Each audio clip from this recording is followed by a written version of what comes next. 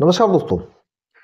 156(3) CrPC का प्रार्थना पत्र अगर कोर्ट खारिज कर दे तो ऐसी सिचुएशन में जो कंप्लेनेंट है, शिकायतकर्ता है, उससे उस आदेश का रिवीजन फाइल करना चाहिए, जो कि प्रैक्टिकल है, जो कि प्रोविज़न में है। बट अगर रिवीजन भी खारिज हो जाए तो उसे क्या करना चाहिए, पूरी जानकारी आज के इस वीडियो में। फ्रेंड्स, जब एफआईआर रजिस्टर्ड ना हो, एसएचओ रजिस्टर्ड ना करे, एसपी रजिस्टर्ड ना करने का आदेश करे, तो आप कोर्ट जाइए, 156(3) का प्रार्थना पत्र दीजिए, थाने से रिपोर्ट आएगी, उसके बाद कोर्ट निर्णय लेगी कि एफआईआर रजिस्टर्ड होगी या एप्लीकेशन खारिज हो जाएगी या कंप्लेंट दर्ज किया जाएगा।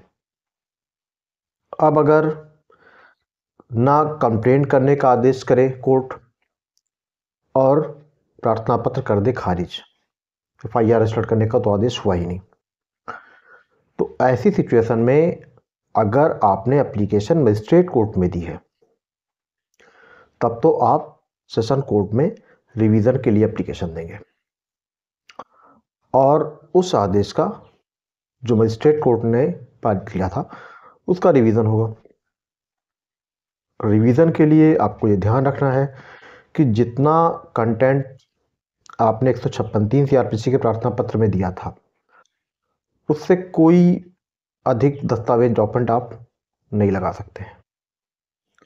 सबसे महत्वपूर्ण यही होता है कि जब भी आप 156(3) सीआरपीसी का प्रार्थना पत्र दें तो जो सपोर्टिव डॉक्यूमेंट आपने उसमें लगाया है, ये ध्यान रखिए कि आगे रिवीजन में भी उन्हीं डॉक्यूमेंट पर विचार किया जाएगा, कोई फर्दर डॉक्यूमेंट नहीं लिया जाएगा। अब अगर रिवीजनल कोर्ट भी कोई रेमेडी ना दे तो ऐसी सिचुएशन में क्या करें? फ्रेंड्स, अगर रिवीजनल कोर्ट भी कोई रेमेडी आपको नहीं देती है, रिवीजनल कोर्ट को भी ये लगता है कि इस मामले में कोई आधार नहीं है जिस पर इस ऑर्डर को सेटिसाइड करते हुए रिमांड बैक किया जाए कि दोबारा सुन के मजिस्ट्रेट फिर से ऑर्डर पास करें, तो उस सिचुएशन में आपको दोनों ऑर्डर चैलेंज करने होंगे 482 सीआरपीसी में। मीन्स जो ऑर्डर मजिस्ट्रेट ने पास किया, जो ऑर्डर रिवीजनल कोर्ट ने पास किया। यहाँ आपको ध्यान रखना है यही कि जितना डॉक्यूमेंट आपने 156(3) सीआरपीसी के प्रार्थना पत्र में लगाया था उससे ओवर डॉक्यूमेंट मत लगाइए, क्योंकि वो कंसीडर नहीं किए जा सकते हैं। जो बात आप लिख के आ रहे हैं शुरू से, उससे आप एक्स्ट्रा कुछ अगर लगाते हैं तो वो कंसीडर नहीं होता है। तो फिर से मैं रिपीट करता हूँ कि सबसे महत्वपूर्ण है कि जब भी 156(3) सीआरपीसी का प्रार्थना पत्र दें, आप सपोर्ट पे जो डॉक्यूमेंट लगा रहे हैं वो सोच समझ कर लगाएं, क्योंकि आप आगे चलकर उन डॉक्यूमेंट को, अगर मान लीजिए आपका 156(3) सीआरपीसी की एप्लीकेशन खारिज हो जाती है तो आप नहीं लगा सकते हैं। अब एक बात और ऐड कर देना चाहता हूं मैं कि अगर ऑर्डर स्पेशल कोर्ट का हो, मान लीजिए पॉक्सो कोर्ट का हो, SC/ST कोर्ट का हो, तो अगर SC/ST कोर्ट का ऑर्डर है तो उस सिचुएशन में उसके लिए तो आपको 41 में अपील फाइल करनी होगी, SC/ST एक्ट में ही, ऑनरेबल हाई कोर्ट में। और अगर ऑर्डर पॉक्सो कोर्ट का है तो आपको रिवीजन फाइल करना होगा हाई कोर्ट में। अब ये ध्यान रखिएगा कि अगर आपने SC/ST की अपील फाइल कर दी हाई कोर्ट में या पॉक्सो कोर्ट का ऑर्डर था, आपने रिवीजन फाइल कर दिया हाई कोर्ट में, तो आपको ये ध्यान रखना है कि अब आप आगे दूसरी रेमेडी हाई कोर्ट में कोई और नहीं रिवील कर सकते हैं, कोई रेमेडी आपको नहीं मिलेगी, क्योंकि ये थोड़ा सा लोग गलत सलाह देते हैं और फिर उसमें क्लाइंट का नुकसान होने की संभावना रहती है।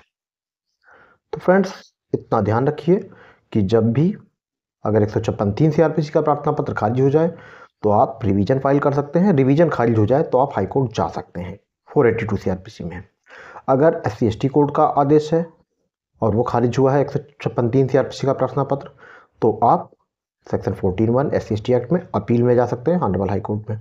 अगर पॉक्सो कोर्ट का ऑर्डर है, खारिज हुआ है, तो उस सिचुएशन में आपको जाना होगा ऑनरेबल हाई कोर्ट में उस ऑर्डर के रिवीजन में। तो ये महत्वपूर्ण जानकारी 156(3) सीआरपीसी का प्रार्थना पत्र अगर खारिज हो जाए तो। आगे ऐसी महत्वपूर्ण जानकारियों के लिए चैनल पर बने रहें, और चैनल पर बने रहने के लिए आपको चैनल को सब्सक्राइब करना होगा, नोटिफिकेशन बेल को प्रेस करके रखना होगा हर मंगलवार, बृहस्पतिवार, शनिवार शाम 6 बजे लॉ से संबंधित जानकारी वाले वीडियो इस चैनल पर अपलोड होते हैं। संडे दिन में 12 बजे मैं लाइव आता हूं आपके सवालों के जवाब देने के लिए। तो आज की ये जानकारी बस यहीं तक। जानकारी महत्वपूर्ण लगी हो तो वीडियो पर एक लाइक कर दें। Thank you.